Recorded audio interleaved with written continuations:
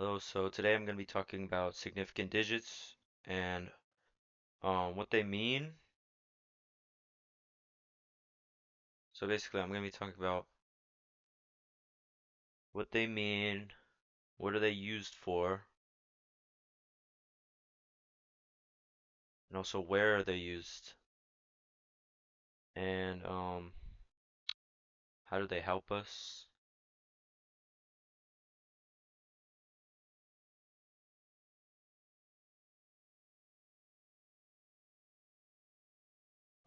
Also some rules when you're using them, and basically just like a quick review about what they are and all of these topics. So, so just getting started with what do they mean?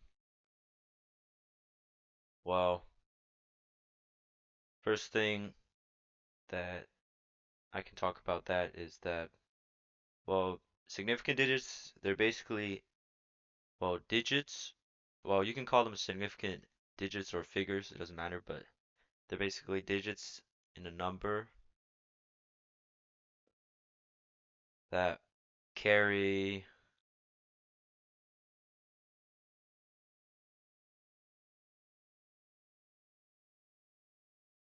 real, meaningful information. I'm just gonna say info about how precise a measurement is. Now, this is the most important part, about how precise it is. Because that's kind of basically like the whole reason we use significant digits or figures. Precise, about how precise a measurement is.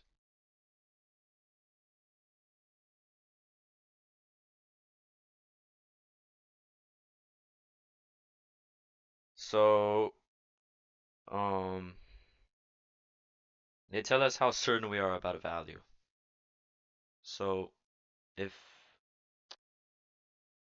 I can give you an example, um, let's say, uh,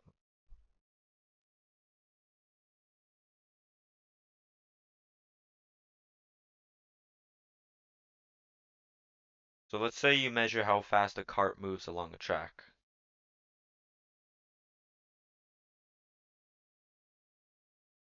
right? So, this is the cart, and this is the track that it's on. It's going this way, or like east. I think that's east. And let's say that you measured the distance when it went to here. Say this is the start, this is the finish, right? The distance here is, let's say you measured 1.2 meters. That's just what you measured with a meter stick that was marked to the nearest 0.1 meter.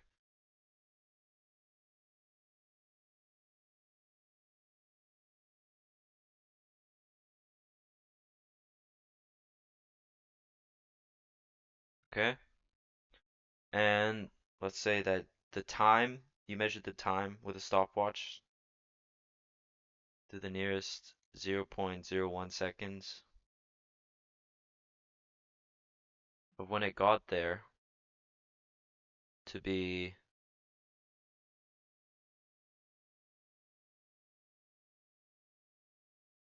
0.48 seconds, let's just say.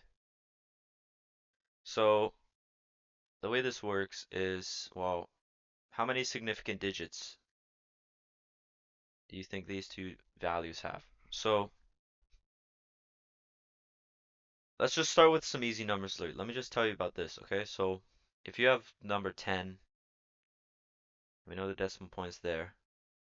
How many significant digits? Well, there's just one, two, right? So there's two Significant digits. That's right. And if you have a decimal, like, let me do this a different color. If you have a decimal,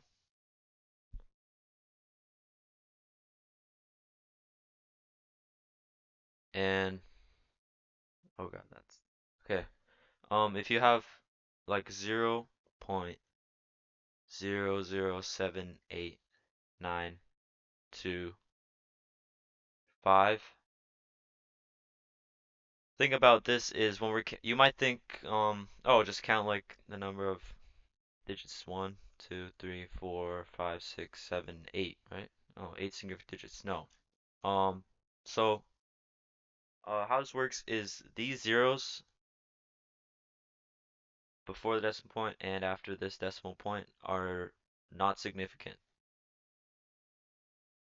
And basically the reason why these zeros are not significant is because, well, they're just placeholders. So, sorry, I know we got off track with this, but I just want to say this real quick. Give me a sec. Okay, so back to this. So we know that these are not significant, right? So digits that are not zero, like these, um 1 to 9, they are always significant. Wherever they're placed, wherever they're placed in a number, they're always significant. But zeros, thing with zeros is they're like sometimes significant. Depends on their role. So let me just explain what I mean by that. So there are a lot of different roles. So for example, the reason why these are not significant because they're called leading zeros.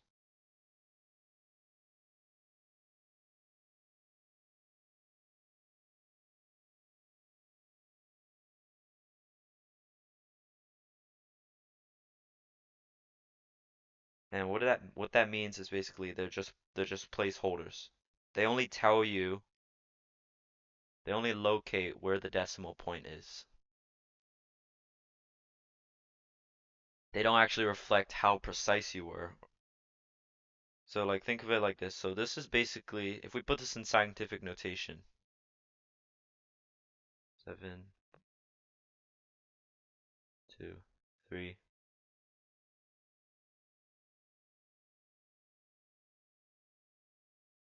Okay, yeah. So just saying 1, 2, 3. So this would actually have 5 significant digits. Okay? Because these zeros don't count. These are just placeholders. So if we put that into scientific notation, how do we put a number into scientific notation? We move the decimal point. So in this case, we're moving 1, 2, 3 until we get to the first non-zero number, right? So first non-zero number, 7.8925. That's what we want. How many times did we move? 1, 2, 3.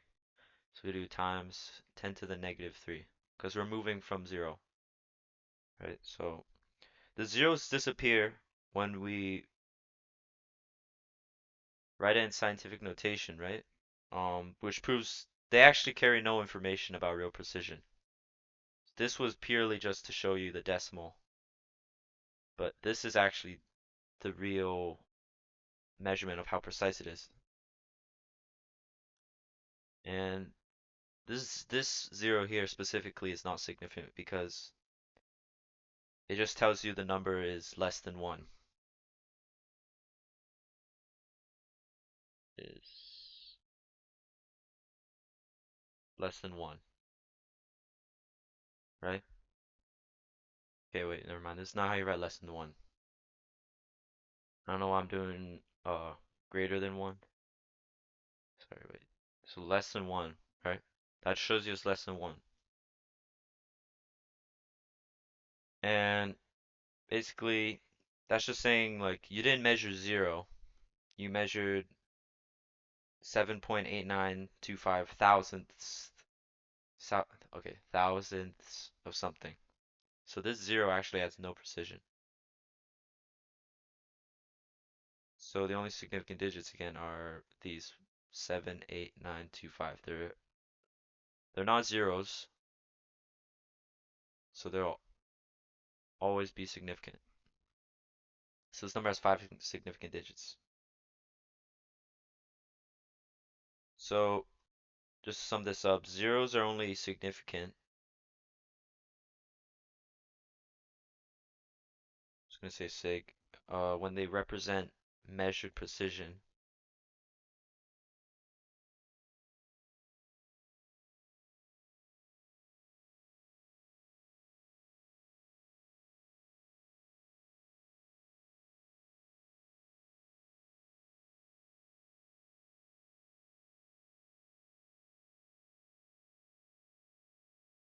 And not when they're just holding the decimal point in place.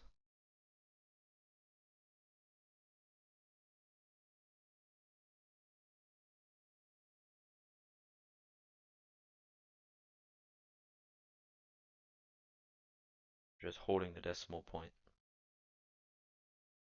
Just gonna put that.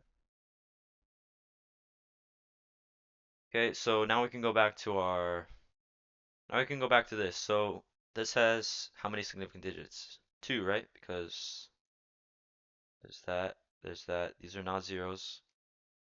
Two significant digits. How many in here? Well, this zero clearly doesn't matter because it's just showing us that it's a decimal, right? So this would also be two significant digits. We only count these. And basically, if we want to calculate the speed now, so what is the equation for speed? It's v equals distance over time. And if we do 1.2 meters over 0.48 seconds, that unit will be meters per second. And that, if I just put this in my calculator, that'll give us 2.5 meters per second. Right? So that's already the right answer and the correct number of significant digits because we're trying to do, when we're multiplying or dividing,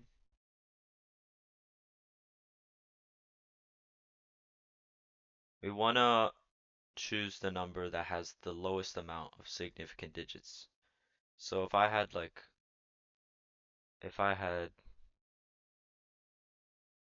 1.200 meters, it's still the same number, right? But more significant digits.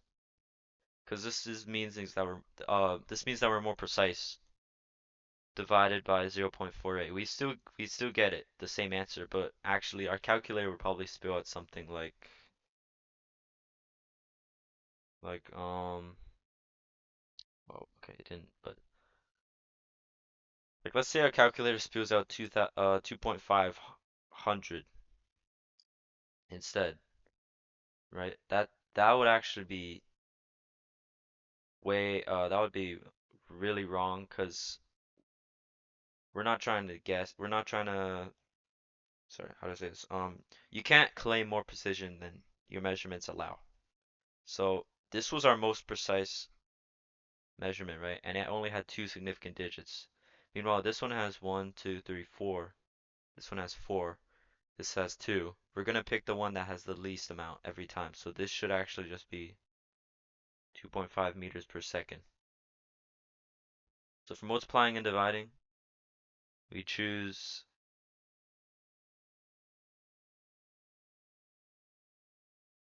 the least amount of significant digits to include in our answer.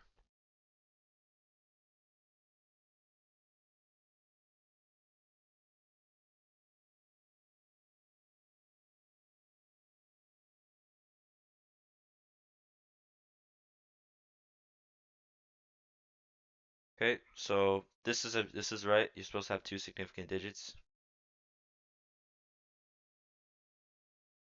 And I can actually show another example too, just to get this kind of in your brain. So let's say we have another example, but this time in chemistry.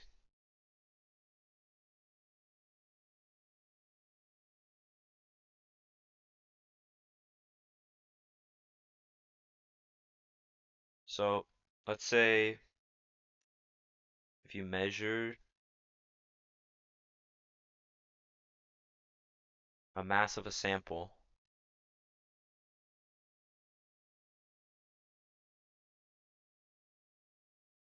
and then you got 3.45 grams. Now, how many significant digits does this have? One, two, three. Has three significant digits. And let's say you measure the volume to be 1.2 milliliters. How many significant digits does this have? Well, this is pretty simple. Just one, two. It's two significant digits. So remember that. If we want to calculate density, so what's the formula for density? It's density equals mass over volume, right? So in this case, we'll just plug in 3.45 grams and 1.2 milliliters. And if we put this in our calculator, 3.45 divided by 2, it gives us, this is exactly what's shown on my calculator, 2.875. But is that the right answer that we want? Oh, this is grams per milliliter. So this is, okay, well, this is the right answer. This is objectively the right answer, but this is not how we would do this in science. Like, of course, if you want the actual answer, if you want to be that precise, you can have this answer. But if you're currently learning physics or chemistry right now, they might want you to have follow significant digit rules, which is what I'm teaching right now. So basically, remember that this had two significant digits and this had three significant digits, and we're dividing. So what do we do when we divide? We look for the least, the the number. Well, we follow the number that has the least amount of significant digits to include in our answer. So which one's less? Two significant digits, the volume. So how many? So this currently has one, two, three, four significant digits, which is not what we want. What we really want is two significant digits. So this is where we have to round. So if we take number 2.875, 2.8, do you see this next number here, 7? If that's above 5, if that's above 5, obviously you round. If that's below 5, you don't round up. And if it's just 5, I usually just round up.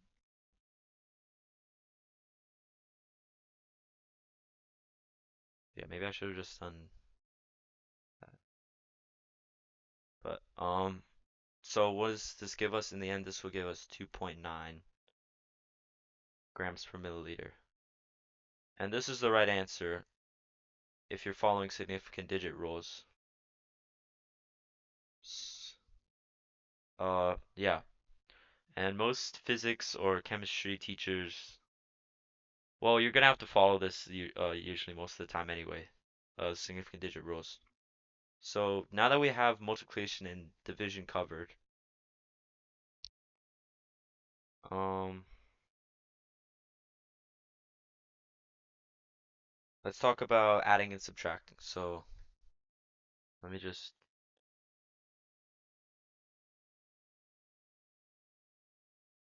okay, so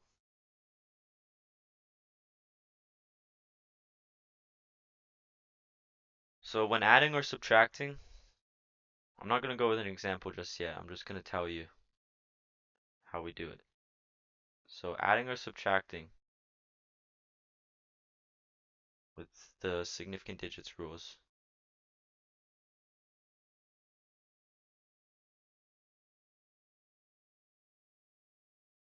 Basically, the rule is based actually not on significant digits. I mean, not on total digits, but actually decimal places.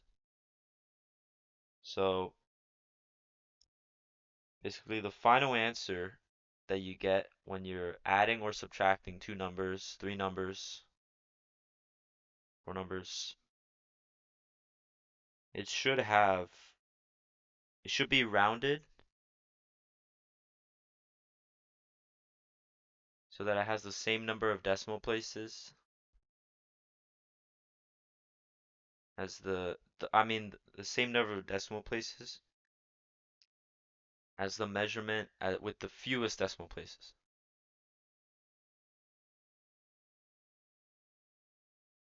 Okay, so let me give you an example now.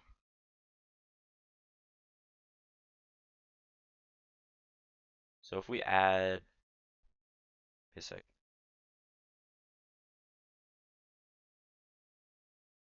if we add 0.01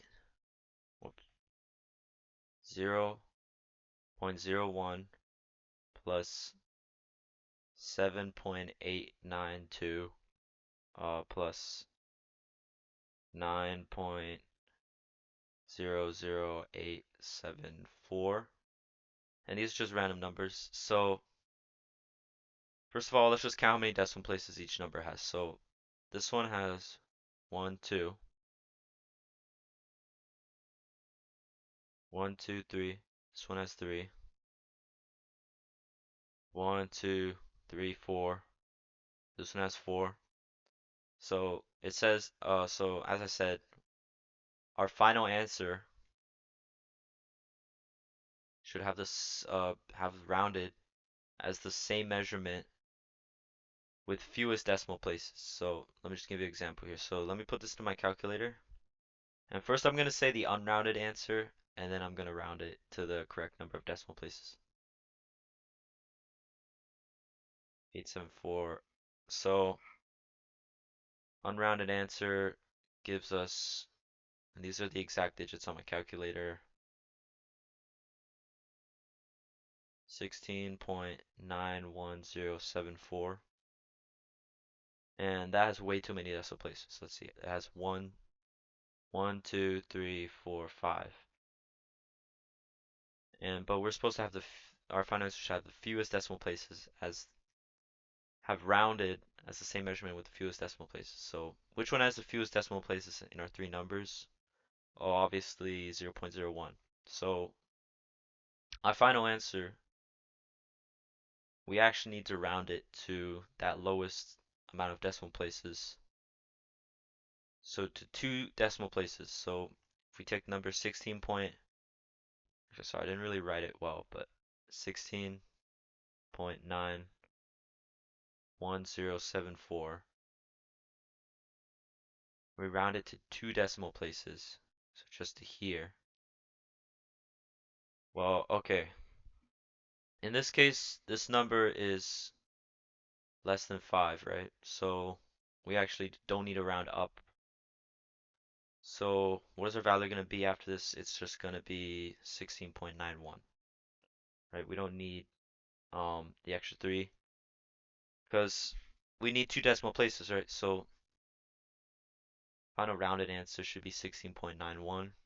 And you follow this with subtraction too. Okay. This so basically this all makes sense because the least precise decimal controls the accuracy of the result. This greatly impacted our final result. Actually, wait. 1, 2, 3, 4, 5. This had 5 decimal places. My bad. Yeah. This is what made our number have 5 decimal places in the end. But we actually want to correct that error and go with 2. So Okay, so that's all there is to significant digits. Just a brief overview.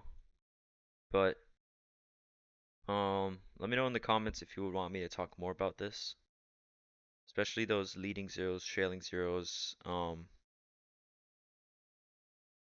That's just a brief overview. Next time I could probably talk about maybe how difference between a decimal point there and no decimal point. So this would actually have one significant digit. This would have three. And actually, I'll just explain it right now. So why is there one significant digit for this one, and why is there three significant digits for that one? So basically, in the rules of significant figures, trailing zeros